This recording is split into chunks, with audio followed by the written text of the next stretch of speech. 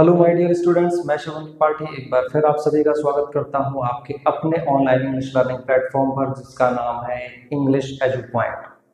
तो dear students, हमने एक नई सीरीज शुरू की है जो कि टेंस पर बेस्ड है।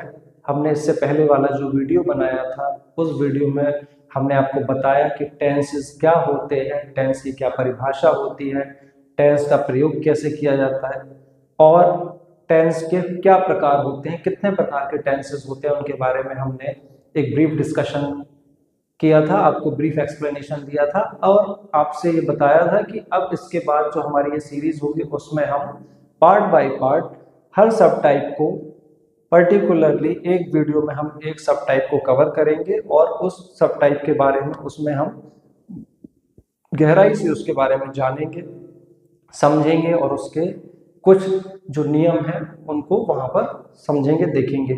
तो उसी क्रम में आज मैं आपके सामने पहला जो टेंस लेकर के आया हूं वो है प्रेजेंट इंडेफिनिट टेंस।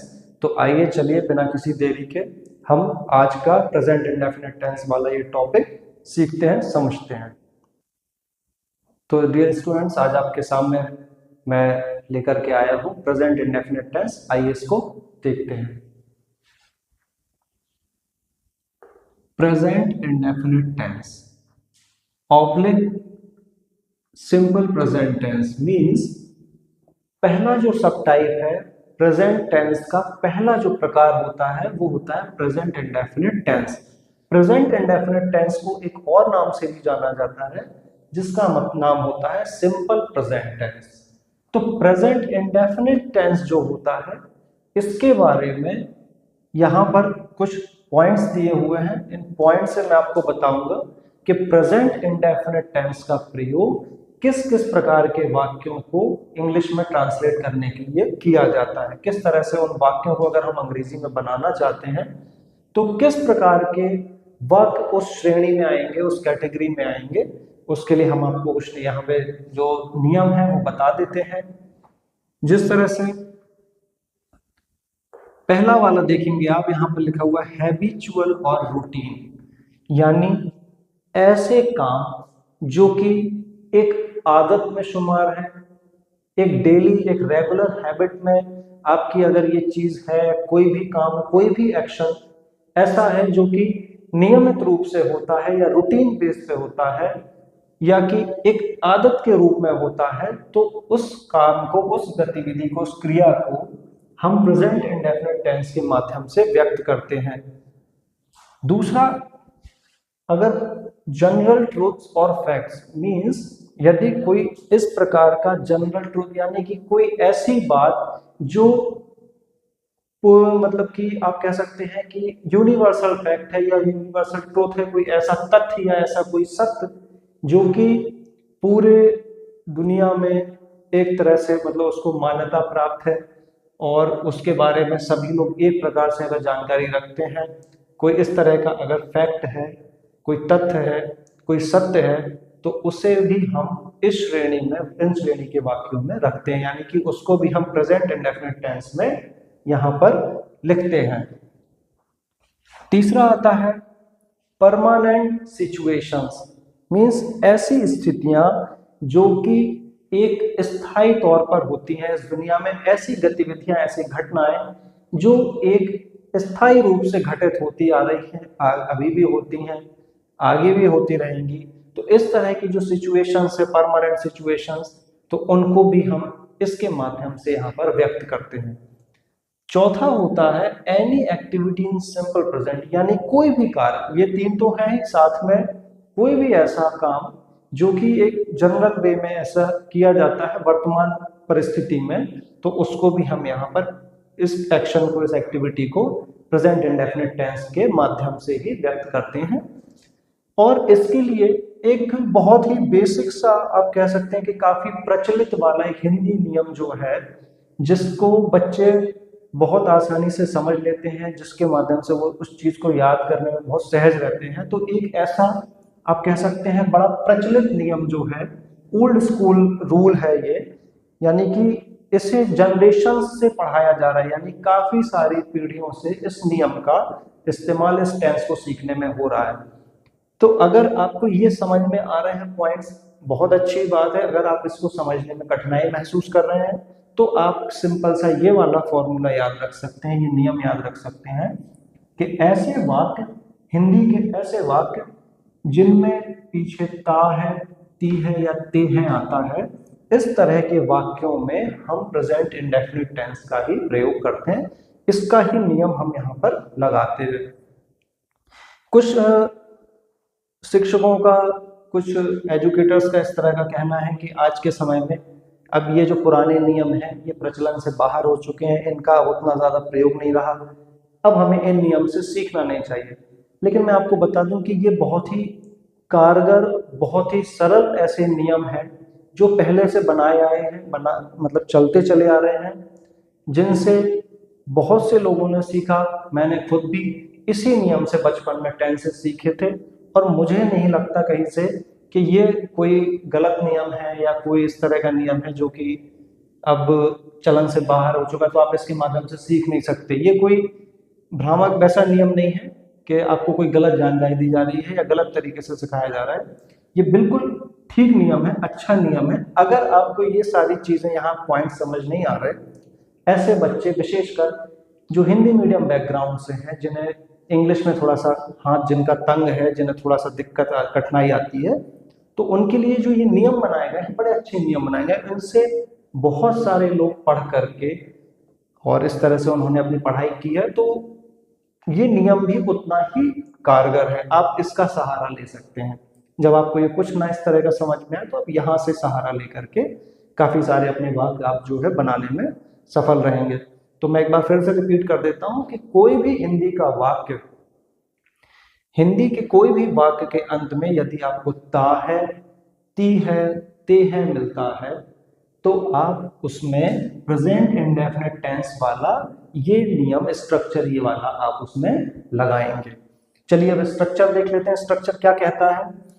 स्ट्रक्चर में संरचना, यानी आपको अगर कोई वाक्य प्रेजेंट इंडेफिनिट टेंस में बनाना है तो वो वाक्य आप किस तरह से बनाएंगे उसका ये नियम लिखा हुआ है। तो यहाँ पर जो है ये लिखा हुआ है सब्जेक्ट। सब्जेक्ट मीन्स आपका कर्ता, यानी क्रिया करने वाला, जो काम कर रहा है वो सब्जेक्ट होता है, प्लस वर्ब की फर्स्ट फॉर्म। वर्ब वी से मतलब यहाँ पर वर्ब रहेगा और वर्ब को बोलते हैं हिंदी में क्रिया। तो जो क्रिया है उसका यहाँ वन लिखने से मतलब है यहाँ पर क्रिया का पहला रूप, यानी जो क्रिया है आपकी उसका बेस फॉर्म रहेगा। बेस फॉर्म से मतलब होता है पहला रूप, यानी उसमें किसी प्रकार का कोई बदलाव नहीं रहता। सिंपल सीधी सीधी जो वर्ब की पहली फॉर्म होती है वो रख दी जाती है। फिर उसके बाद प्लस ऑब्जेक्ट। ऑब्जेक्ट का मतलब होता है कि आपके यहाँ पे जो कर्ता है, जो क्रिया है, उसके साथ में यदि वाक्य में कुछ और है आपके किसी प्रकार का, जो भी यहाँ पे काम है, यहाँ क्रिया हो रही है, ये कर्ता है, कार्य करने वाला सब्जेक्ट, काम होना, जो काम हो रहा होता है उसको क्रिया कहते हैं, और उसके साथ में क्या चीज उसमें शामिल है साथ में उसे आप यहाँ पर लिख सकते हैं। प्लस अभी हम आपको उदाहरण समझाएंगे, उदाहरण से आपको ये वाला नियम क्लियर हो जाएगा, समझ में आ जाएगा। प्लस अदर वर्ड, उसमें और भी अगर कोई शब्द है एक्स्ट्रा शामिल है तो आप यहाँ पर उसको अलग से जोड़ सकते हैं। जैसे बॉयज, बॉयज मीन्स, या प्लेयर्स कर लीजिए, चलिए प्लेयर्स, प्ले, तो प्लेयर्स यानी खेलने वाले खिलाड़ी, कर्ता हो गए, खेलने को कहते हैं प्ले, तो प्ले, प्लेयर्स प्ले फुटबॉल, यहां पर आप लिख देंगे फुटबॉल, यानी क्या खेल रहे हैं, फुटबॉल खेल रहे हैं। तो फुटबॉल यहाँ पे ऑब्जेक्ट के रूप में आ गया, और यहाँ पर आप जोड़ सकते हैं in the playground, in the stadium. तो इस तरह से आपका पूरा एक जो वाक्य का स्ट्रक्चर है वो ये दिया हुआ है। अब इसमें एक जो बारीकी आपको थोड़ा सा जाननी चाहिए, जो आपके जानने के लिए मतलब जरूरी है, वो ये है कि आपका सिंगुलर सब्जेक्ट अगर होता है, कर्ता से सब्जेक्ट यानी कर्ता, अगर कर्ता एक वचन है, एक वचन कर्ता में कौन कौन से शामिल होते हैं वो भी यहाँ लिखा हुआ है, आप देख लीजिए, ही, शी, इट और एनी नेम। यानी अगर प्रोनाउन यानी आपका सर्वनाम अगर ही है, ही यहाँ पर पुल्लिंग के लिए इस्तेमाल होता है, पुरुष वर्ग के लिए इस्तेमाल होता है। शी आपका महिला वर्ग के लिए या स्त्रीलिंग आप कह सकते हैं, इसका मतलब स्त्रीलिंग के लिए होता है, यानी कोई भी लड़की, कोई महिला है, कोई स्त्री है तो आप शी का प्रयोग करेंगे। कोई पुरुष है, कोई बच्चा है, कोई लड़का है तो आप उसके लिए ही का प्रयोग करेंगे। इट जो होता है आपका, ये आपका न्यूटर जेंडर के लिए होता है, यानी कि ऐसे जिनको आप कह लीजिए कि एक तरह से नपुंसकलिंग के, अगर हिंदी में आप कहें तो नपुंसकलिंग के लिए होता है, या फिर आप इसको पशुओं के लिए इस्तेमाल कर सकते हैं, आप वृक्षों के लिए इस्तेमाल कर सकते हैं, और कोई भी वो चीज़ जो निर्जीव है उसके लिए, जिसमें जान नहीं है, तो वहां पे आप इसका इट का प्रयोग कर सकते हैं, करेंगे। और एनी नेम, अगर कोई भी एक व्यक्ति का नाम है, पर्टिकुलर कोई नाम है, रवि, मोहन, सुरेश, महेश, रिया, सिया, राखी, वंदना, कुछ भी, मतलब कोई भी नाम हो सकता है वहां पर, तो आप यहाँ पर उसको, जो नाम है आपका, वो भी अगर एक है, काम करने वाला व्यक्ति अगर एक है, सिंगुलर है, तो उनके, यानी इतनों के साथ में, इनमें से अगर कोई भी आपको वाक्य में आता है आपके, तो उसके साथ में एस या ई एस यहाँ पर आपका जुड़ जाता है। किसमें जुड़ जाता है? Is added to the verb, यानी जो वर्ब की आपने फर्स्ट फॉर्म लिखी थी ना, उस वर्ब की फर्स्ट फॉर्म में आपका एस या ई एस ऐड हो जाता है क्रिया में। क्रिया जैसे मान के चलिए गो, गो बेस फॉर्म है, यानी वर्ब की पहली फॉर्म है गो, गो मीन्स जाना। अब गो में यदि आप एक बच्चे के लिए या एक बच्चे के लिए, या कोई भी एक न्यूटर जेंडर है, कोई एक जीव है, पशु है, कोई कुछ भी है, कोई निर्जीव वस्तु है, तो उसके लिए आपको, या किसी एक का नाम लेकर के बता रहे हैं आपके ये काम हो रहा है, तो क्रिया में आपका एस या ई एस लगता है। तो यहाँ पर जैसे मान के चलिए हम कहते हैं कि Vinita goes to school every day, तो विनीता गोज, गो में आपने ई एस लगाया, क्यों लगाया? क्योंकि यहाँ पे जो विनीता है वो सिंगुलर है, एक वचन संज्ञा है, तो इस कारण से अगर विनीता के साथ उसकी और सहेलियां भी स्कूल जा रही हैं तो आप लिखेंगे Vinita and her friends go to school every, या आप विनीता का नाम हटा करके गर्ल्स लिखते हैं, some girls go to school every day, कुछ लड़कियां प्रतिदिन स्कूल जाती हैं।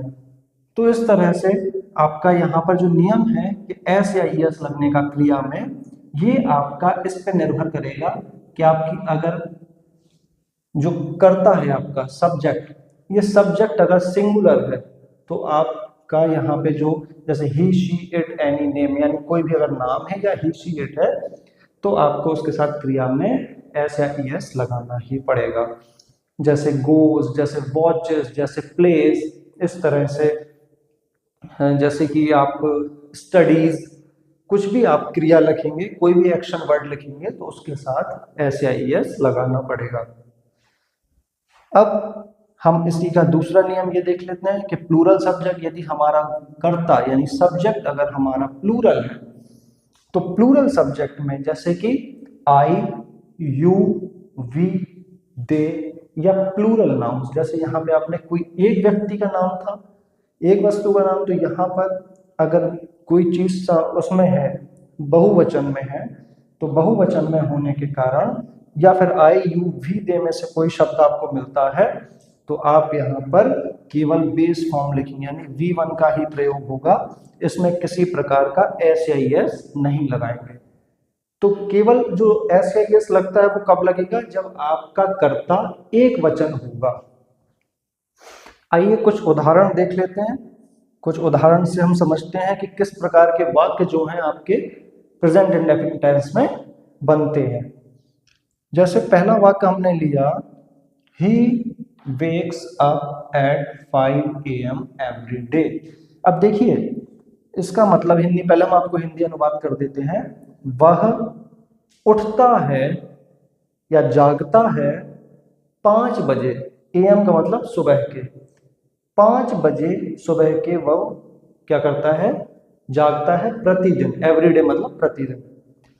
तो अब इसको हम वाक्य बनाएंगे हिंदी में कि वह प्रतिदिन 5 बजे जागता है, वह प्रतिदिन सुबह 5 बजे जागता है। अब यहाँ पर ये वाक्य बनने के बाद अब यहाँ पर हमने एक नियम पढ़ा था कि कोई चीज अगर रूटीन में या हैबिचुअल, यानी कि अगर कोई आदत है, कोई ऐसा कार्य जो आदत के तौर पे प्रतिदिन किया जाता है, नियमित रूप से किया जाता है, कोई चीज ऐसी रूटीन है जो रूटीन वर्क है, या कोई आपके दिनचर्या से संबंधित कोई काम है जो आप प्रतिदिन अपनी दिनचर्या में उसको करते हैं, तो ऐसे कार्यों को आप यहाँ पर प्रेजेंट इंडेफिनिट में बनाते हैं। और चलिए, हम तो कह रहे हैं आपको ये वाला नियम जैसे मान के चलिए नहीं समझ में आया, तो भी आप देखो, इसमें आप देखना हम बोलेंगे तो अंत में आपको ता है समझ में आएगा, वहां पीछे के ता है का किस तरह से वहां पे उच्चारण हो रहा है। He wakes up at 5 AM every day, वह प्रतिदिन सुबह 5 बजे उठता है। अब देखिए, उठता उठता जो शब्द आया, आप इस शब्द में देख सकते हैं किस तरह से ता है शब्द आ गया। आप देखिए, आपके सामने अंत में, वाक्य के अंत में आपको ता है का जो है उच्चारण आ रहा है, जिस कारण से भी आप यहाँ पर ये वाला नियम लगा सकते हैं, क्योंकि आपकी ये वाली शर्त पूरी हो रही है। तो ये आपका जो ओल्ड स्कूल मेथड है, आप ओल्ड स्कूल प्रोसेस को वो कह सकते हैं, रूल कह सकते हैं, तो ये वाला रूल भी यहाँ पे उतना ही काम कर रहा है। तो ये आपका वाक्य बन गया। अब आप देखेंगे यहाँ पे, देखो ही आया था, ही के आने से, आपको हमने अभी थोड़ी देर पहले बताया कि ही के आने से आप देखिए यहाँ पे आपका जो कर्ता है वो कैसा हो गया, सिंगुलर, एक वचन हो गया। एक वचन कर्ता के कारण देखिए आपको यहाँ पर हमने एस लगाया है। एस क्यों लगाया है? क्योंकि नियम कहता है कि जब काम करने वाला व्यक्ति एक हो, एक वचन हो, तो यहाँ ही जो है वह, हालांकि यहाँ हमें नाम नहीं पता कि किसके बारे में बात हो रही है, क्योंकि ही से ये क्लियर नहीं होता कि यहाँ पर उस व्यक्ति का क्या नाम है, लेकिन इतना पता है कि कोई पुरुष या कोई लड़का है जो कि रोज सुबह 5 बजे उठता है, उसकी बात हो रही है। तो यहाँ पर आप देखिए, उठना, उठना एक क्रिया है, वेक मतलब उठता है, और उठता चूंकि एक अकेला संग यहाँ पे सिंगुलर नाउन में है, सिंगुलर सब्जेक्ट है, तो हमने क्रिया में एस लगाया। तो कहीं कहीं एस लगाया जाता है, कहीं पर ईएस लगाया जाता है, ये आपको धीरे धीरे अभ्यास से क्लियर हो जाएगा। इसके बाद हम दूसरा नियम देखते हैं। दूसरा नियम है दूसरा उदाहरण देखते हैं। एक और वाक्य है, the sun rises in the east. बड़ा ही एक आप कह सकते हैं कि जनरल सा स्टेटमेंट है ये, और जनरल एक ट्रूथ है, एक फैक्ट है। जैसे कि हमने यहाँ बताया था कि ऐसा कोई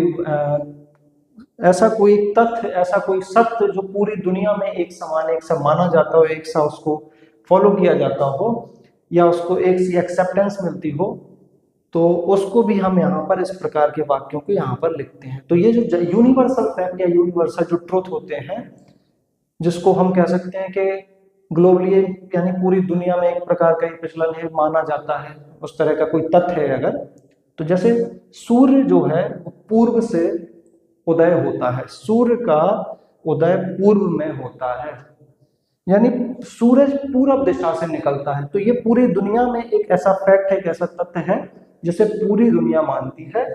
तो इस तरह की भी जो घटना होती है, जो एक्टिविटी होती है, जो एक्शन होता है, उसे भी हम यहाँ पर प्रेजेंट इंडेफिनिट टेंस में लिखते हैं। अच्छा चलिए, मान के चलिए ये वाला नियम आपको नहीं है पता, नहीं समझ में आया, तो आप देखिए आपका ये वाला नियम यहाँ काम करेगा कैसे, आइए देखते हैं। अगर हमने आपसे हिंदी में कहा कि सूर्य पूर्व दिशा से उदय होता है, या सूर्य पूरब में उगता है, तो आप देख लीजिए, उगता, उगना जो है उगता है, या उदय होता है, तो आप देखिए ता है आ रहा है इसमें, ये देखिए ता है आ गया, तो आपका ये ता है यहाँ पर आ रहा है। तो इस कारण से भी आप यहाँ पे कह सकते हैं कि चूंकि ता है आ रहा है वाक्य के अंत में, तो इसे आप इंग्लिश में बनाएंगे तो आप इस तरह से ट्रांसलेट करेंगे, प्रेजेंट इंडेफिनिट का ये वाला नियम लगा करके, ये वाला स्ट्रक्चर का जो ये रूल है, ये आप लगा करके वाक्य बना देंगे। इसके बाद हमारे पास तीसरा उदाहरण है, they work in a bank. अब देखिए, हाँ, इसके पहले एक चीज यहाँ पे आपको फिर से हम बताते हैं रिवीजन के तौर पे, कि सूर्य जो है, सूर्य एक वचन है, एक वचन कर्ता होने के कारण हमने आपसे बताया था कि क्रिया में क्या लग जाता है, एस या ईएस। तो आप देख पा रहे होंगे यहाँ पर राइज, राइज माने होता है उदय होना या उगना, उसमें एस लगाने से हमारा बन गया राइजेस, राइजेस यानी उदय होता है।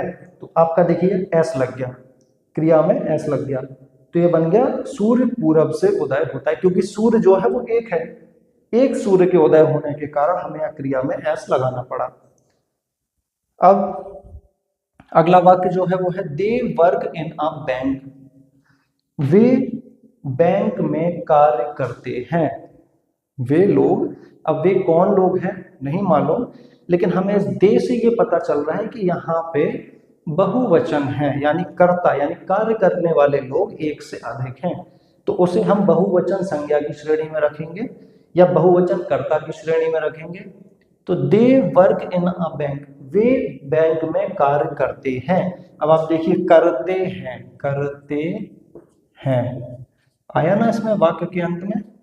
तो अगर आप पीछे का ये देखें कि ते हैं आ रहा है, तो आप देख सकते हैं कि जो ते हैं है वो यहाँ पर भी है, ता है, ती है, ते है, तो उसका जो ये ते है वो आपका यहाँ पे ये फुलफिल कर रहा है इस नियम को, तो इस कारण से आप यहाँ पर ये वाला नियम अपना स्ट्रक्चर ये इसको अप्लाई करेंगे। अब यहाँ पर कार्य करने वाले एक से ज्यादा लोग थे, तो आप देख सकते हैं हमने आपको बताया था कि जब सब्जेक्ट प्लूरल हो यानी कार्य करने वाले आई हो, यू हो या वी हो या दे हो या कोई बहुवचन संज्ञा हो, तो यहाँ आप देखिए दे शब्द जो है आपको यहाँ देखने मिल रहा है।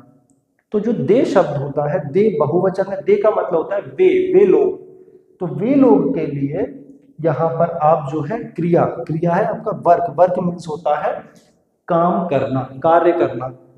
तो आप देख सकते हैं वर्क में हमने केवल वर्क लिखा है, वर्क में एस या ई एस नहीं लगाया।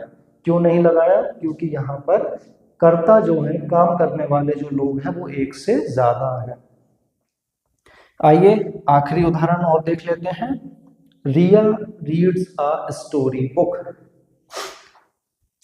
रिया reads a story book, Riya एक कहानी की किताब पढ़ती है।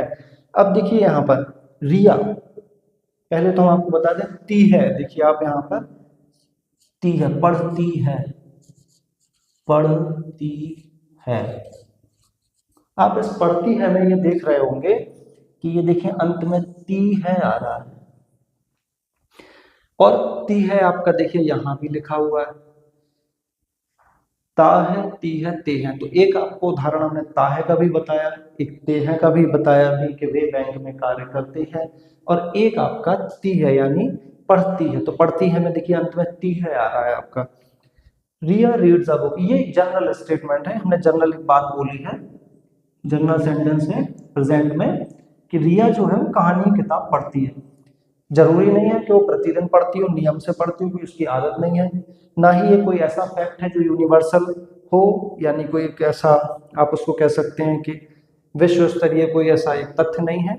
ये तो एक हमने जनरल सी बात कही है, एक सिंपल सी प्रेजेंट में कि एक मतलब रिया नाम की लड़की है, कहानी की किताब पढ़ती है, रिया कहानी की किताब पढ़ती है। तो यहाँ पर आप देखिए ये हमने इसको इस तरह से बनाया, रिया रीड्स। अब आप फिर से देखिए, क्योंकि यहाँ पर रिया जो है कहानी पढ़ने वाली जो लड़की है वो कितनी है? एक है, यानी यहाँ पर केवल एक लड़की कहानी की किताब पढ़ रही है। तो एक लड़की के पढ़ने की वजह से क्रिया जो आपकी रीड होता है ना, रीड का मतलब होता है पढ़ना, तो पढ़ने में आपने क्या लगाया है? S, reads. क्यों रीड्स लगाया? क्योंकि रिया अकेले किताब पढ़ रही है, रिया के साथ उसकी और कोई सहेली, कोई बहन, कोई भाई साथ में नहीं पढ़ रहा, वो अकेली है। तो काम चूंकि एक बच्ची कर रही है तो क्रिया में एस लगाना पड़ा। तो ये आप जो देख रहे हैं ये आपका एस, रीड्स हो गया आ स्टोरी बुक। इस तरह से आपके सामने ये हमने कुछ उदाहरणों के माध्यम से आज का जो प्रेजेंट इंडेफिनिट टेंस का टॉपिक था इसे हमने डिटेल से समझा, डीपली इसको हमने आपको एक्सप्लेन किया, और उसकी जो छोटी बारीकियां थी वो भी आपको इसके बारे में समझाई। तो आशा करते हैं कि आपको आज का ये जो टॉपिक है बहुत अच्छे से समझ में आ गया होगा। अब हम अगला टॉपिक जो शुरू करेंगे वो हमारा नेक्स्ट टेंस टाइप होगा, जो होगा प्रेजेंट कॉन्टिन्यूअस टेंस पर, यानी कि अगला वीडियो, अगला सेशन जो होगा वो हमारा प्रेजेंट कॉन्टिन्यूअस में होगा, प्रेजेंट कॉन्टिन्यूअस टेंस के बारे में। उसमें हम उसके बारे में डिटेल से, गहराई से, डीपली उसको समझेंगे, पढ़ेंगे। तो आज के लिए इतना ही रखते हैं।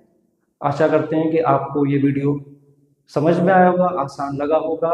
आप इसे अपने और भी दोस्तों के साथ शेयर करें और इसी तरह से इस सीरीज़ को पूरा आप कंटिन्यू करते रहें। तब तक के लिए अपना ख्याल रखें, खुश रहें, इसी तरह से मेहनत करते रहें, नया सीखते रहें। Goodbye, take care.